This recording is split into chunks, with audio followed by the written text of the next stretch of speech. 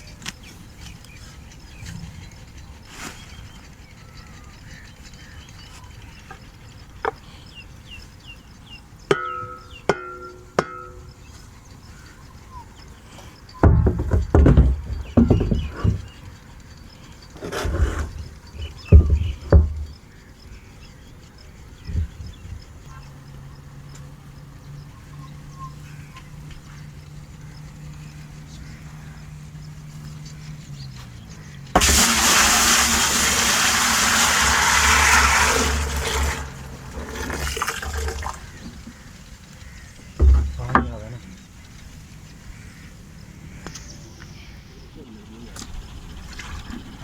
Litre?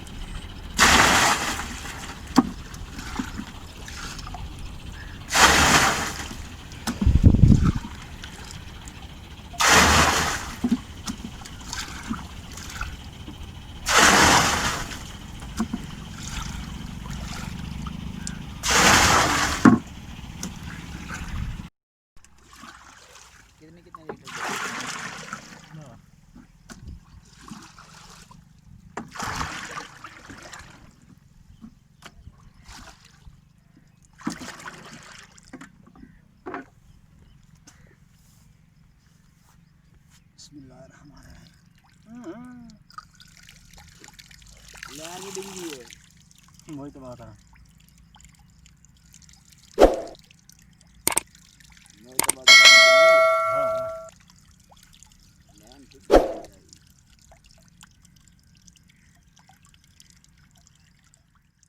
अस्सलाम वालेकुम, बहुत शुक्रिया मेरे यूट्यूब चैनल पाक एग्रीकल्चर एंड इंफॉर्मेशन पर आने का। दोस्तों, हमने खादें मुकम्मल कर ली हैं और खादों के फ़ौरन बाद हमने जहर भी डाल लिया है, क्योंकि लीफ रोल जो पत्ता लपेट होती है वो और सुंडी का खदशा था, तो अल्हम्दुलिल्लाह सुंडी वगैरह नहीं लगी। तो आज हम पोटाश और ह्यूमिक एसिड जो है वो फ्लड कर रहे हैं। अकेला पोटाश हम नहीं लेके आए, तो साथ में ह्यूमिक एसिड भी लेके आए हैं, ताकि जहाँ से वो जो चावल है उसका कहीं कद छोटा है तो वो मुकम्मल हो जाएगा। वैसे ही ये बिल्कुल मुकम्मल हो चुका है कद इसका, तो फिर भी हमने कहा कि जहाँ भी कोई थोड़ा बहुत इसका कोई है मसला मसाइल तो वो भी पूरा हो जाएगा।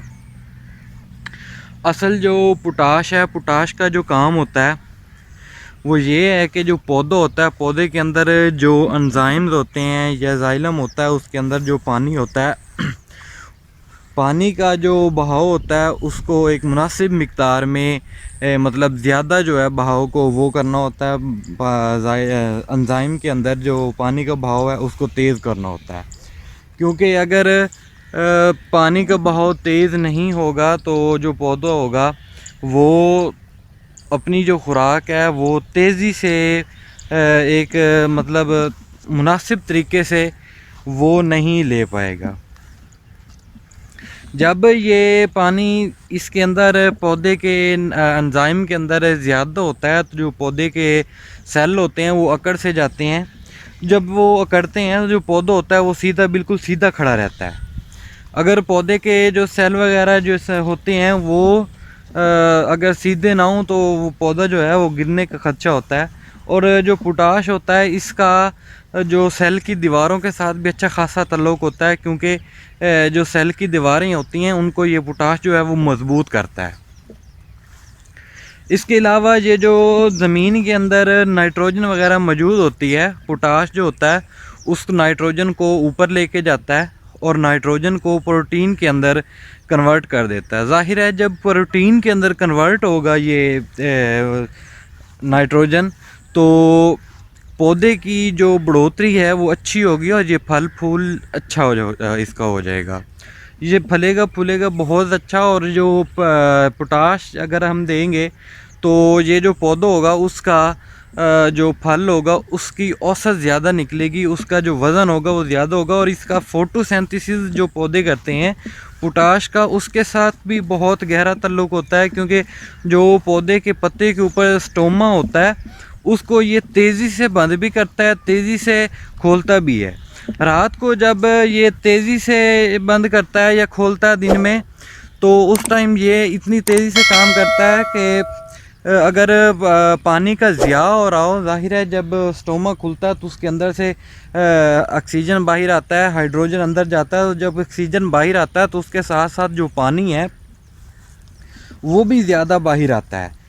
जब ये पानी ज़्यादा बाहर आने लगता है तो ये स्टोमा है ये फ़ौरन बंद करना और खुलने का इसका अमल जो होता है वो पोटाश के ज़रिए इसका अमल तेज़ हो जाता है, जिसकी वजह से पानी का जो ज़िया है वो कम होता है। अगर पोटाश ना दी जाए तो काम तो स्टोमा करेगा लेकिन उसका जो अमल होगा वो सुस्त होगा। जब सुस्त होगा तो पानी का ज़िया हो जाएगा, जो पौधा है वो बिल्कुल मुरझा सा जाएगा। तो पोटाश जो है इसका बहुत ज़्यादा इसके साथ ताल्लुक़ है फ़ोटोसिंथेसिस के साथ। और ये जो खुराक होती है, जो शक्कर होती है, ये बेसिकली ये जो होता है पौधे की जड़ें होती हैं उसके अंदर बनता है शक्कर। तो शक्कर बहुत तेज़ी से ये जो पोटाश होती है उसके ज़रिए ऊपर आता है। जब ये ऊपर आता है तो ये नाइट्रोजन में कन्वर्ट होता है। नाइट्रोजन जो है वो प्रोटीन में कन्वर्ट होती है। जब प्रोटीन जो प्रोटीन होता है पौधों में आता है तो ज़ाहिर है जो पौधा जिसका कद छोटा होगा या पौधा जो है उसका, जब प्रोटीन ऊपर ये पौधों में आता है तो ज़ाहिर है प्रोटीन के ज़रिए सारा अमल होता है।